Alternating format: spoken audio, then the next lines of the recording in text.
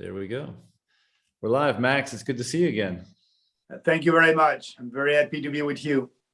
So it's been an eventful few months since we last spoke. There's so much to talk about. First, I'd just like to say congratulations on a strong campaign. I'm not in the country right now, but I followed it closely, as did a lot of my peers. And it was great to see all the purple around everywhere, and nestled within that purple, logic and sensical thinking and freedom-minded people. And that was certainly a bright spot amidst what was otherwise just the expected mess of politics in Canada, I guess we'll say.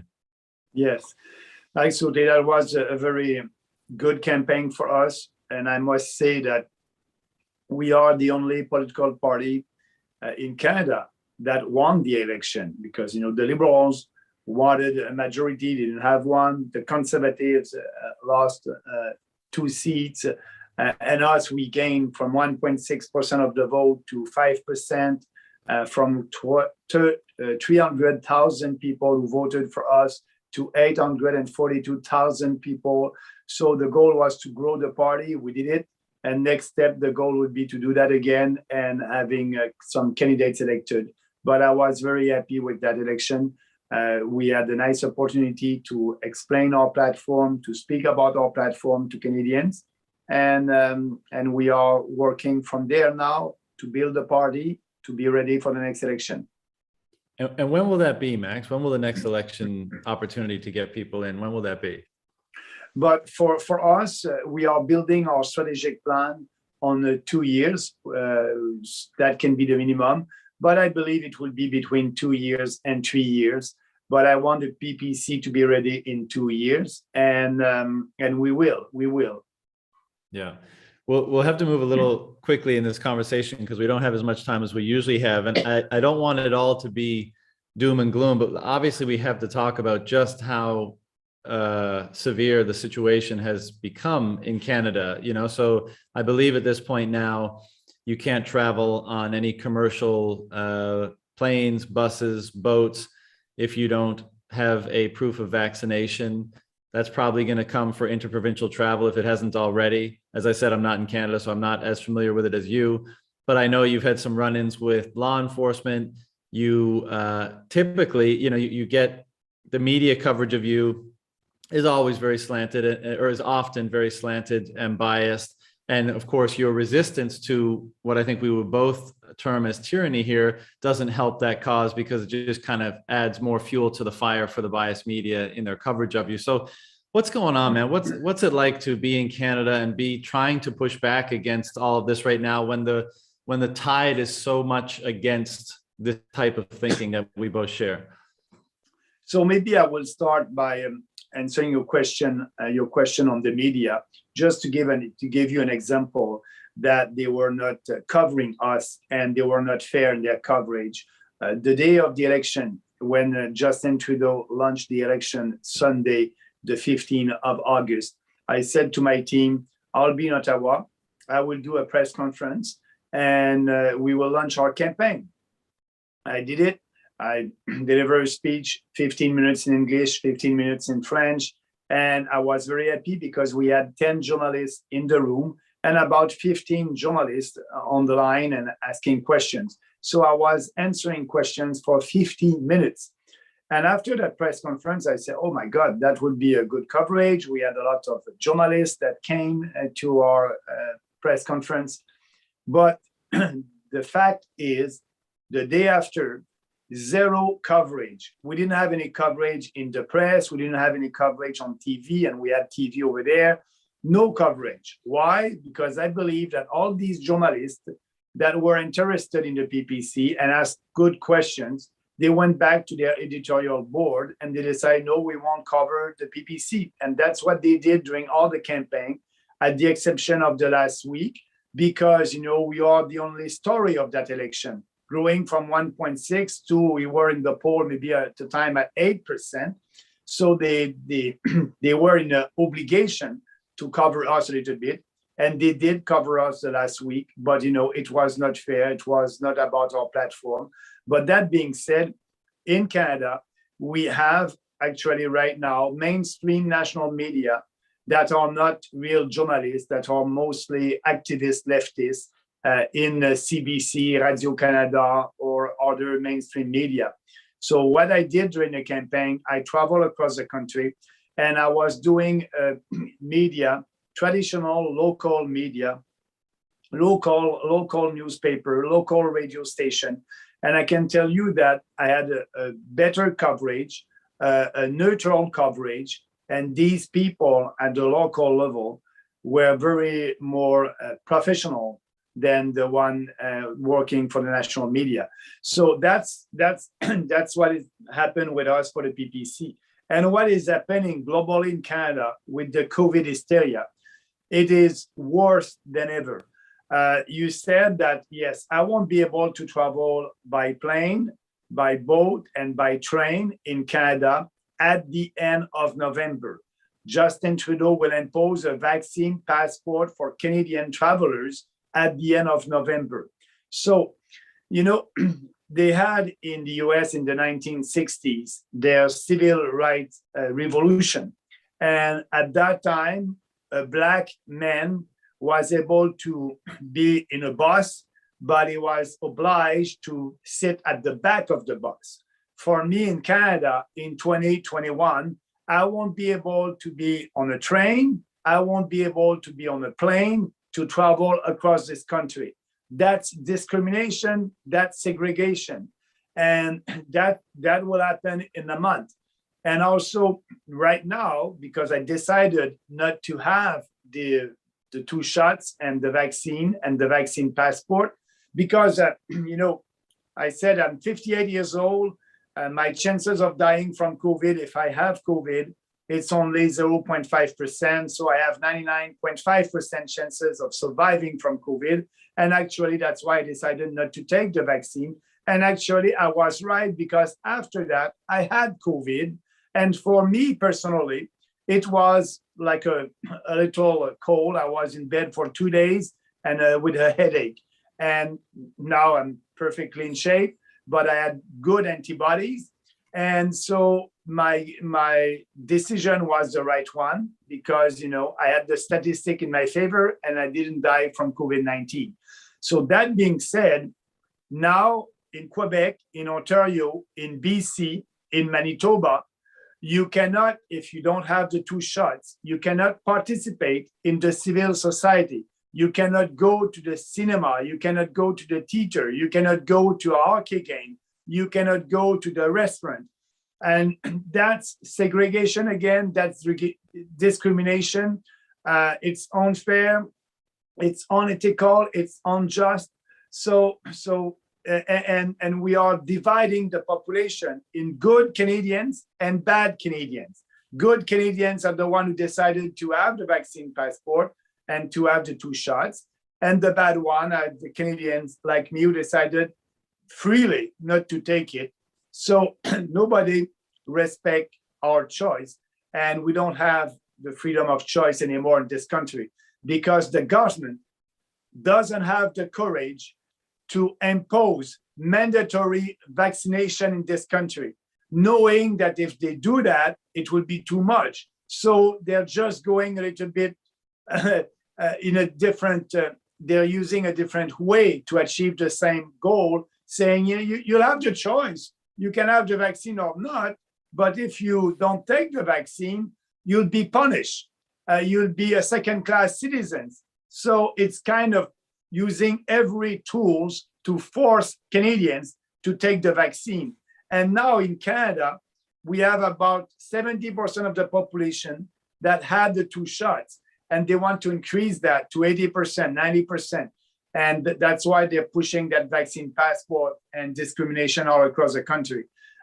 My problem personally is that if that is in force at the end of November, I won't be able to travel across the country. And that's my job as a politician, to travel across the country, to build this party, to meet Canadians. And that would be very difficult. So if it's in force, I'm thinking of suing the federal government, because that is unconstitutional. And actually, all these vaccine passports are not based on science, because everybody, vaccinated ones and unvaccinated ones, can have COVID-19 and can spread COVID-19. The only difference with vaccinated people is if they have COVID, they have less risk of dying from COVID, but they will have mild symptoms. So that's the only difference. Why doing that segregation? It's not based on science, and it's not based also on logic. For example, I cannot go to a restaurant, but a waiter in a restaurant that is not vaccinated can work in that restaurant. But me as a client, I cannot be there. Another example, I can go to a church in Quebec with a lot of people, vaccinated ones and unvaccinated ones, but I'm too dangerous to go to a restaurant. So it's illogic. It's not based on science, and it's not based on common sense. And I hope that more and more Canadians will understand that. That's the battle that we are doing at the PPC. Yeah, I agree with all that. It's so nonsensical and illogical. And maybe you'd have some insight here, Max, because you've been in the quote unquote halls of power for a while, and when you're with the Conservative Party, et cetera. I mean, the way that the rhetoric changes around this stuff to suit the narrative, right? So as you said, like last year, Trudeau's up there saying we need to get to 70%, 80% herd immunity. And now there's going to be very, very few exceptions. We're, basically trying to get it for everybody, get everyone to take it. Or whether it's about masks or whether it's about vaccine mandates and all this kind of stuff, it's always changing. And, for people like you and I suspect, as we look at this situation, and not only, as you say, is there a complete lack of logic and reason, is there, there's a lot of cowardice and incompetence too. There's a lack of appreciation of the lessons that we've learned about history of this type of government overreach and intervention. But the one thing that's difficult to discern, is there malice here? Like, do you think behind the scenes, people of great power and influence, whether they be corporations, banking interests, et cetera, is this just incompetence and fear and hysteria, or do you think there's something else at play? First of all, in the beginning of all that, we didn't have any data. We didn't know a lot about COVID-19, and government did everything to be sure that they want to protect the population. So, if you are in power and you want to decide something and you don't want to be blamed, you're gonna do the maximum that you can do. Like that, you cannot be blamed because you didn't do enough. So you do the maximum. So in the beginning, they did all the maximum, and also with the UN and the World Health Organization and all these organizations pushing socialist policies. So government did that. And they did that because also the population was uncertain about the future. So they had the support of the population. But every day they did a press conference, and the fear was there, and that their policy and their propaganda was very efficient in the beginning. So now, and they had 80%. I'll give you an example. In Quebec, when the premier of Quebec imposed a curfew from 8 p.m. to 5 a.m., he had the support of the population. The population was asking for that, was asking for more curfew. 80% of the population was in favor of that. So that, and the politicians are doing politics by survey and pollings, traditional politicians. So they had 80% on their side, they did it. And now with the fear and all that, the population are still, and every day they had a press conference and they spend a lot of money to do advertising and propaganda. So, and they did a lot of survey. So they had the population, they were able to control the population and the narrative. And so that's why they imposed that. And now it's a little bit more difficult for them to stop all that, because the population is still believing that the COVID-19 is the deadliest virus that we had on this planet.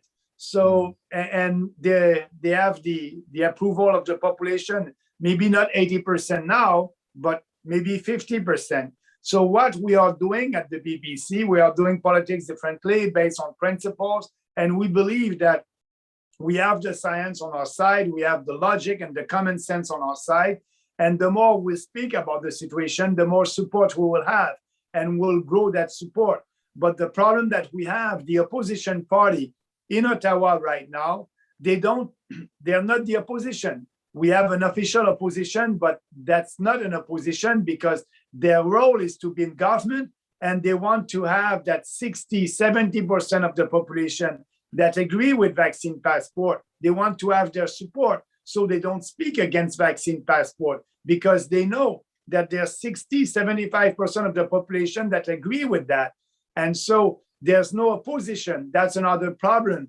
We are the only real opposition in Canada right now. So that's, and there's only one narrative. And the other narrative, our point of view, we cannot be out there in the media. They don't cover us. And it's very difficult to be in the mainstream media. Yeah. You know, it's astonishing to me too. And even though many countries have fallen into the hysteria, Canada and Australia are probably the two worst, but it's still astonishing to me that you can have places like Scandinavia that have just removed all restrictions. You can have places like South Dakota and Florida and Texas and Idaho and these places in the US, some of which never had restrictions. And the results are either equal to or better than places that had more draconian measures imposed on them. And somehow this doesn't enter the thinking or the media or the logic, which again, like I can attribute a lot to incompetence, but it's difficult for me to attribute it all to incompetence when there's so many clear comparisons that can be made to help try to frame and contextualize this issue in a more accurate way. Yeah, absolutely. You have a point there. But now I believe, I don't like what I'm seeing in our country, but I believe that we'll have more support. And, when your vaccine passport won't be valid anymore with that expiration date, and the expiration date on your vaccine passport will be when the government will ask you to have a third shot. I believe that a lot of people will look at it and say, I did what they asked me to do, and now another shot, enough is enough. And I believe that we'll have more support. And that may happen. Right now in Canada, they're pushing the booster shot to older people. And I think that will come to the population. And now Trudeau said, you need to have your vaccine passport, and we need to push vaccine passport on younger people, from 5 years old to 11 years old, when they're not at risk. They're not at risk. And so there's no risk for them. If you look at the statistic and the data, only 17 young people in Canada died with COVID on 27,000 people since COVID-19, since the beginning of that pandemic. So they're not at risk. And the majority of these young people died with COVID, with comorbidities. So young people are not at risk. And we are pushing that vaccine to these people. And we don't respect the consent of the parents, because the parents must be able to decide if their kids will have the vaccine or not. But that's not the case right now. They're pushing and pushing and pushing. So I don't know when it will end, but I can tell you that it will have to end the day. And the more draconian measures they're putting forward, I think the better it will help us as a political movement. More people will realize that, we're not living in a free country anymore. Yeah, I think one of the unfortunate aspects of this, and this is a multifaceted issue, right? We're talking about politics and economics and psychology and health. And so there's many considerations here. But in my opinion, and the opinion of a lot of the people that I speak to in my world, if we accept that money is the primary coordinating mechanism for society and economics generally, when the mechanism of money, when the instrument of money begins to break down, then there's somewhat of a vacuum left over for controlling and managing an economy. And I think this is probably why we're seeing such a motivation for the political apparatus to step in and be more controlling, because there's even, it may not be conscious for most people, but there's a reality of the breakdown of the currency unit in most countries in the world as fiat currencies continue to unravel and as governments continue to rack up debt and as the money printers continue to spit out, to work overtime. And so my fear is that even if you're right, that people start to get somewhat fed up, there's still this dynamic where the primary mechanism of coordination is failing, and governments will naturally, because there'll be all sorts of problems as a result of that, right? Social problems, economic problems of all kinds. And the people of most countries have been trained to look at the government to resolve those problems. And so they go to the government and they say, hey, there's a problem with pricing, there's a problem with housing, there's a problem with food, there's a problem with health. And the government can only do one thing, and that is control more and print more money and exacerbate the problem. And so to me, it seems like a real perfect storm whereby we won't resolve this issue until money is out of the hands of governments. That's the only resolution here. There can be political victories here and there. And even in these countries where things have opened up, if the coordinating mechanism continues to fail, then the people will ask for more government intervention ultimately. And, I'm sure I don't have to tell you, but the situation in Canada, I mean, with the amount of money that's been borrowed and the amount of money that's been printed, there's going to be, and you talk about this all the time, the inflation is understated, but even the number that they're willing to post is far higher than what they were claiming, but 6 to 12 months ago. And so when more and more people can't afford housing, when more and more people can't afford food, when supply chains continue to be disrupted and break down and real problems start to emerge, and I hesitate to say that because the tyranny that's happening in Canada right now certainly is a real problem, but I mean problems for people that acquiesced and went along with everything, then what? And like, that's why we whenever we have these conversations, I respect so much the persistence and what you and the People's Party have done and everyone who's involved in the organization.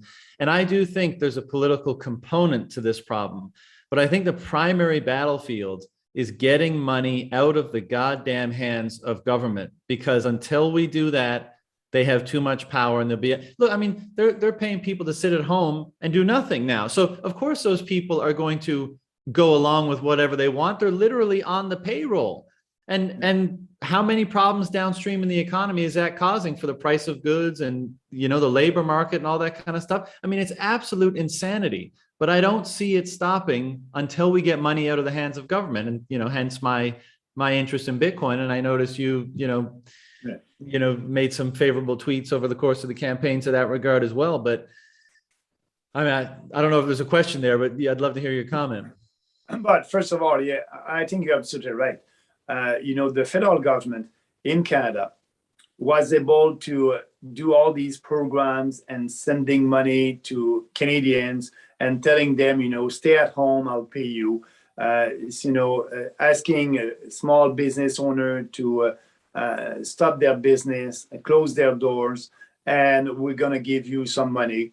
And we had the biggest deficit in our history, $352 billion in 1 year. But the government was able to do that because of money, yes, because of the Bank of Canada. The Bank of Canada financed the deficit. And so the Bank of Canada was and is still printing money to buy Canadian bonds and to finance these huge deficit. So what is happening when the Bank of Canada is doing that? It's inflation. Inflation, if you have the same amount of money in an economy and a good is going up, another good will the price of a good is going up, the price of another good will have to go down because you have the same amount of money in the economy. Inflation is always because of a monetary policy, because of the Bank of Canada here in Canada or the Fed in the US. So that being said, the federal government was able to do that. And now you have more and more people that are dependent on the government for their money. And the more people you have dependent on the government, the more pressure the government has to be generous with these programs. Actually, that's why Justin Trudeau, said that these programs will end at the end of September. And after that, he said it will end at the end of November, and always postponing the date. Because for him, money is no object. The Bank of Canada can print it. But what people don't realize is the money that they received, it won't be able to buy the same amount of goods and services because of the inflation. And today we had the inflation number, 4.5% here in Canada. That's the official inflation. I can tell you that if you do your grocery, the inflation will be about 5% there. The real inflation is higher than that. And inflation will go up because the Bank of Canada is still printing money. When you print money, it's like, if you are in the business of a t-shirt, if you produce a lot of t-shirts, your price will go down. And if your t-shirts are very rare, your price will go up. So it's same thing with money. When you print a lot of money, the price of money is going down. Inflation is there. So inflation is a hidden tax. Inflation is a loss of your purchasing power. Inflation is a loss of your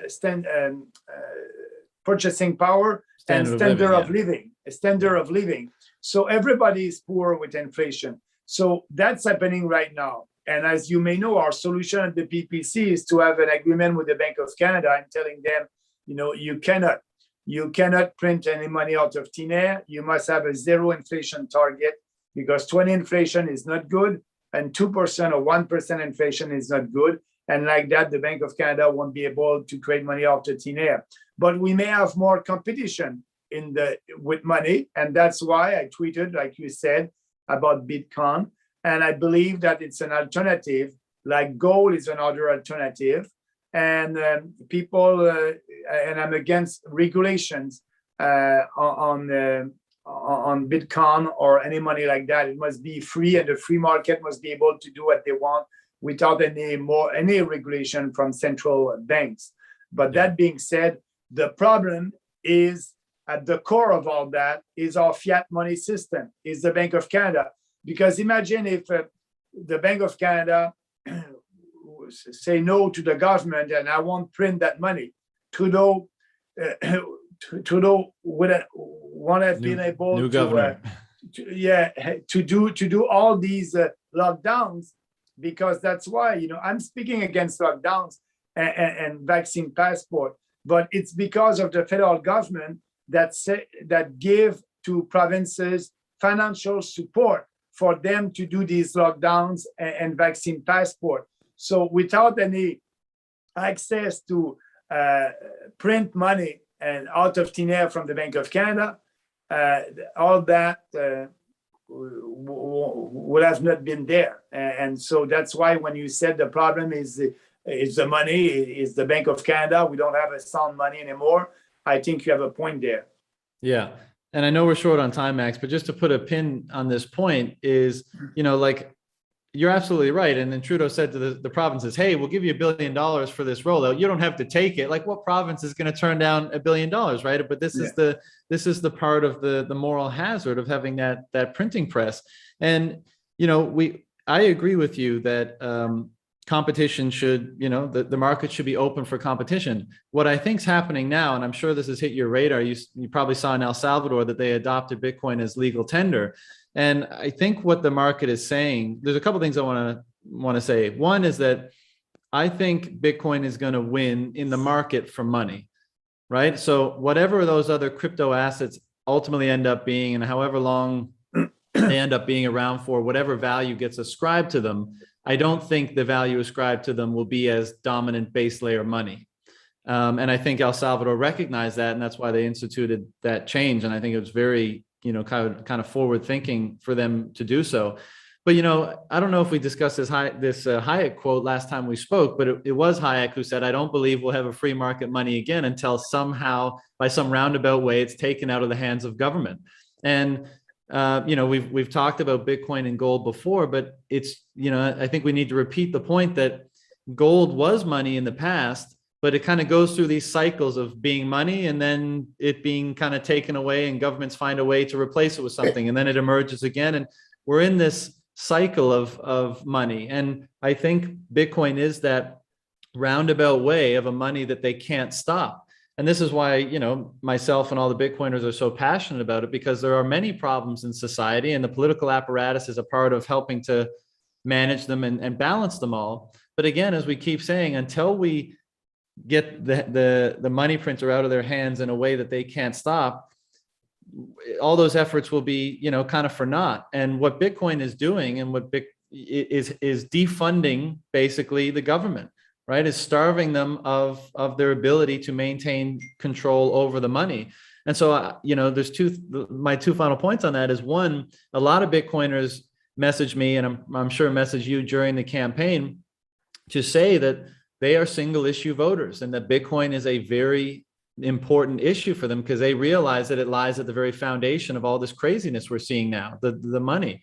And two, I think, on that point about it being Bitcoin and not those other things, again, I'm not suggesting you should be against competition, but a recognition that a new dominant money that can't be stopped is emerging, and it's emerging in Bitcoin. And I think having that be a part of the political rhetoric, and maybe introduced by you, I'm sure, as Bitcoin continues its march upwards, it's going to be part of the public lexicon more and more. And in fact, we're speaking today on a day where it's reaching another all-time high.